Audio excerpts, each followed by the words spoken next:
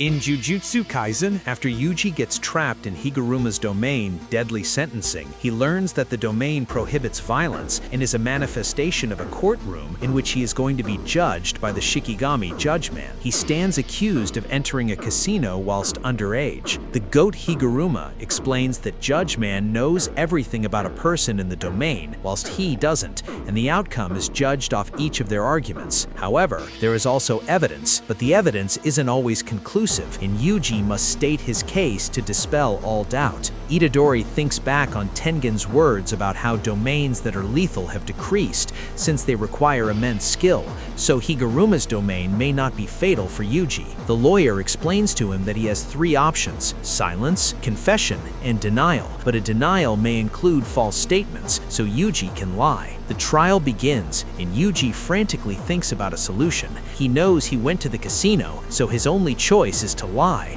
but there's also evidence against him. He weighs the outcomes of every lie in his head before making a choice, since the evidence could literally be anything. Suddenly, he gets an idea. Yes, I went into the casino, but only to take a dump, so I'm innocent. The lawyer whips out the evidence, an image showing Yuji at a cash machine next to the casino, so pairing this photo with his admission of entering the casino casts doubt on Yuji's story. So Judgeman speaks, saying he's guilty, and his punishment is confiscation. The two are both out of the domain, however Yuji doesn't feel any different. Higuruma launches his hammer at Itadori, successfully distracting him as he runs at him and readies to throw another attack, but suddenly his weapon in the air disappears, and instead it appears in his hands, way bigger than before. He whacks Yuji, sending him flying. Higuruma compliments his strength, but Yuji finally figures out his punishment from Judgeman. He can't use his cursed energy.